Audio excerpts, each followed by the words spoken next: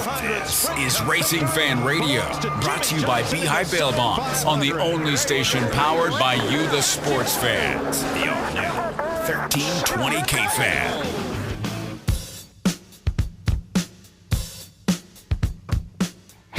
All right, time to lose a little weight. Absolute Weight Loss and Nutrition Center, located in Orem, 529 North, 1200 West. Also now in Midvale at 47 East, Fort Union Boulevard. Stop in and see them. They'll help you. It's a medical weight loss center. Absolute Weight Loss and Nutrition. They'll learn you how to eat. Yeah, they're doing you wonders. I can see the weight falling right off of you. Thank you, Shane. You know, if we could just keep you away from the Thanksgiving table, Leslie would have an easier job. Good luck with that. You are like a great challenge for her, aren't you? Give her a call, Leslie Olson, 385-226-1156, 385-226-1156. How wide can we make the cockpit on your race car? Moving right along. At what point do you have to install a second? I'll leave it. Never mind. All right, we're going to talk local. Billy, what's the number of 911? Local racing, Rocky Mountain Raceway. Austin Schoenfeld won Junior Major in Junior Dragster. It's called Junior Major. It's a class. Winning the championship, 252 points to the next contender, which was Jacob Jones, 232. Won it by just a mere 20 points. I'd like to welcome him in now. Austin, good morning. Morning, Beck. Step right up to the mic, my man. Good to have you on the show. You won the championship. Is this your first championship? It's the first one I've won. First championship. Fantastic. And I'll bet it feels good. You get to work alongside your dad. Your dad tunes the car, right? Yeah, he does. He'd let you drive it, or he'd drive it if he'd get in it, wouldn't he? Well, he'd just go testing in it. He fit in that car. I know him. 17 years old. You're going to step up into the big cars now, right? Is that the plan? Yeah, we got a super comp dragster we're putting together. Wow. All right. So you're going to be right up there with the big boys. What was it like winning the Junior Dragster Championship? I mean, you've raced for, I'm guessing, for quite a few years. How many years have you been racing now? Since I was 8. Holy. So you've been racing a long time. Yeah.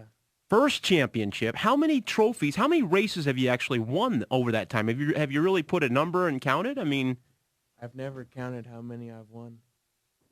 What do you do with all the trophies? Do you have like a trophy room? Do you put them up in your room? Do you give them away? I mean, oh, come on, Austin. Give him a trophy. Beck wants one. He doesn't have one. Oh, shut up. We usually just stack them around the mantle. Do you? Just, yeah.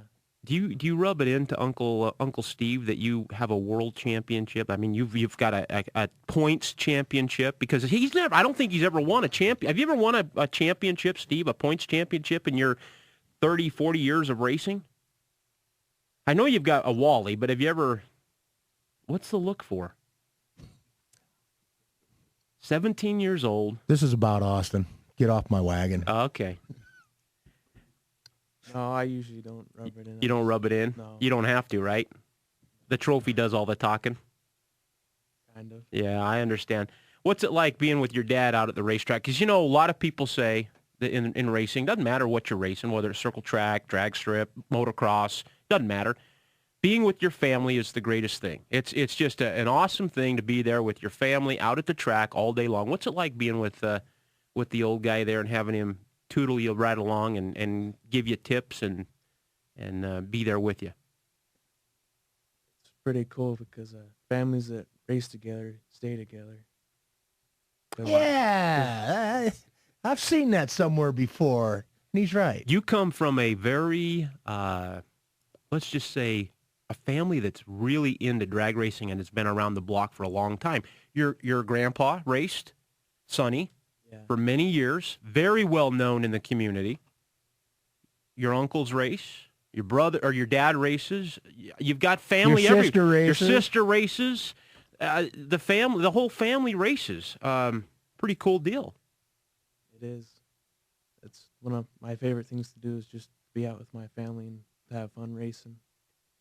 So what do you ask for Christmas when you sit up on Santa's lap? Which he probably doesn't do anymore at 17 years I bet he does. old. You bet he does? Yeah. You still do, right? Uh-huh. We're going to have to change this, Schoenfeld. I'm going to have to sit on your lap this year when he's killing me. You ask for new seat belts, Go fast. new parts. seat, Go fast parts. Go fast parts. Yeah. Nothing like Summit Racing gifts under the tree, right? All right, Matt. Yeah, nothing says Christmas. You're just glowing over there like a proud dad right now. I mean, your youngster's got a championship. You got a little bit of more of a pep in your step when you walk around the track. You know, yeah, Schoenfeld scored a championship. Uncle Steve never done it. Austin kicking tail. Look at you glow over there. What you got to be proud of him. It's time to glow right now, but normally it's just business as usual. I mean, half the time we haven't had to think, we have to remind ourselves, hey, we're going in there because you won the championship. It's something we don't dwell on. Honestly, it's good to have there, but winning's everything, but winning's not everything. I mean, if you won everything and didn't have fun doing it, there's no point in doing it because you kind of have to have a good mix because you're not going to win everything, especially in racing and as competitive as every single class is. So we're just happy to go out there and, we do the best that we can do, and we just leave the points where they are at. And, this year we had to make some sacrifices to some normal races we would go to, like the big race up in Boise. It's been a good race for us. It pays good money. It's for, class that I run up there. They don't run the juniors at that race, or obviously we'd be taking them up there for that one too. And, luckily we've been able to get in the winner's circle at that race up there numerous times now, which is really tough. So it's hard to miss that race, and we just decided we were looking at the points, and we had to prepaid to be up there and the whole bit. And Austin said, hey, have you looked at the points chase to see where we're at? It's like, no, they've got it posted. I haven't paid too much attention. He said, I think I'm kind of right up in there. Care if I stay home and not go to Boise with you to race on Friday? It's like, it's kind of going to be hard to do, to go up there. We did that before years ago when actually I stayed up there racing. We flew the family home and had a lot of our friends, Larry and Gold, Steve, they got the cars out there. Marty came home with Shelby and Austin and raced the car out here. And this year we just decided, let's just stay here for that race, and then we hightailed it as soon as the race was over. Luckily, we got the race in because it looked like it was going to storm. We all just kind of hung out and decided, hey, the weather's good enough. There was a lot of pressure on that race because he knew what we were missing up there, missing a race that pays $5,000 a day. Yeah. I mean, you bring one of those paychecks home, that pays some good bills right there and buys more race parts to keep things going, and we were missing that. So there was pressure on them to, hey, you got to, perform, but never really even needed to bring any of that up at all. He just, let's just have fun no matter what, no pressure. We'll see what it does. And he actually went a bunch of rounds. It's a good race for him. And if you look at the end standings, that was probably one of the key races right there. I think we've missed that race in the past because we're always up there. I think if we would have missed that one this year, we probably wouldn't be looking at a champion right there, just because of the points are so close. We couldn't really afford to miss it. So, we give up some things here and there, but, we did it all together and got a pretty good driver right there. Yeah, you certainly do. It was awesome to see Austin win the championship. On a more serious note, and I'm going to ask you this because Steve and I razz him, and that's only because I really care about him. He's been a good friend of mine. But we were talking this week.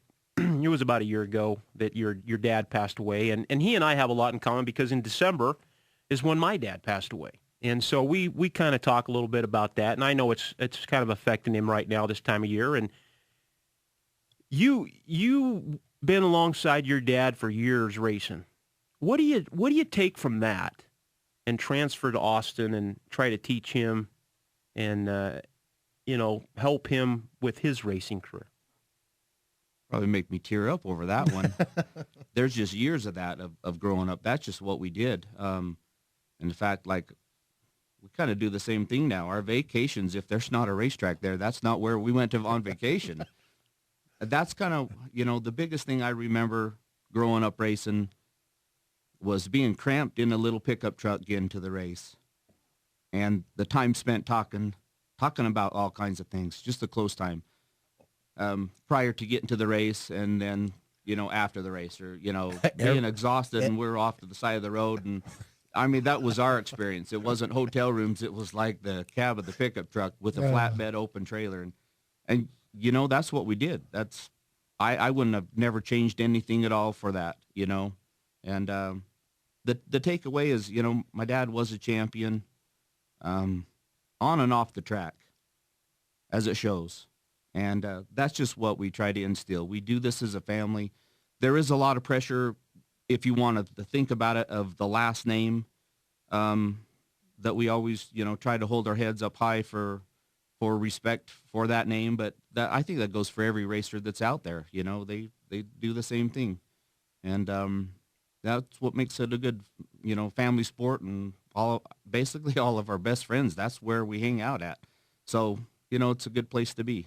Yeah, there's a lot of memories that go into that, and I'm sure you see your son reminiscent of you growing up by your dad, and I'm sure Austin will have a kid someday, and he'll be right there with his, and it'll just continue to keep going for probably many years. I mean, it's in your blood, and that's what you do. Steve, your brother, he won his first Wally here, Bakersfield, last year. And I always joke with him because he dresses it with Ken clothes and stuff, G.I. Joe. G.I. Joe. G.I. Joe clothes. And I haven't told him this, but I thought, if your dad was still here, he'd probably put a pair of bib coveralls on that bad boy. No, but that might happen. That might happen.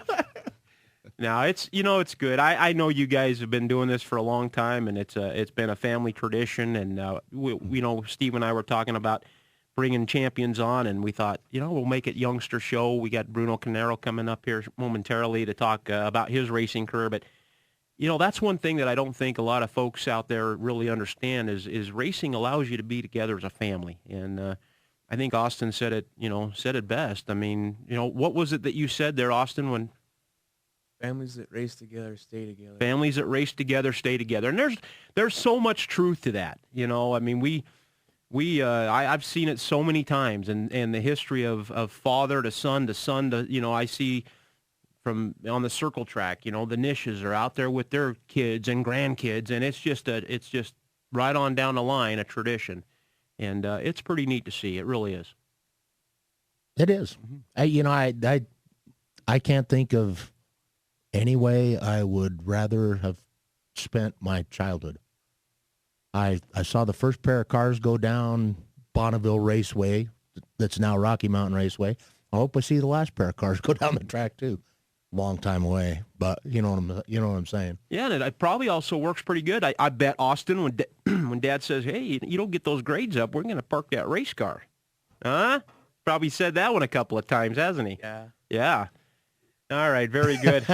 Yeah, he's a pretty good student, and for both my kids, Austin and Shelby, they keep their grades up, and they know. Do you imagine how much better we'd have done in school if there'd have been junior dragsters? Because all we had was, if you don't keep your grades up and you don't go to church, you're not going to the races. I'm going to put this size 12 boot. How did you know my dad wore a size 12? Most dads do, right? Size 12s or 13s. All right, well, good to have you on. Congratulations, Austin, once again on a championship in Junior Dragster, and we look forward to seeing you pilot that big car down the track.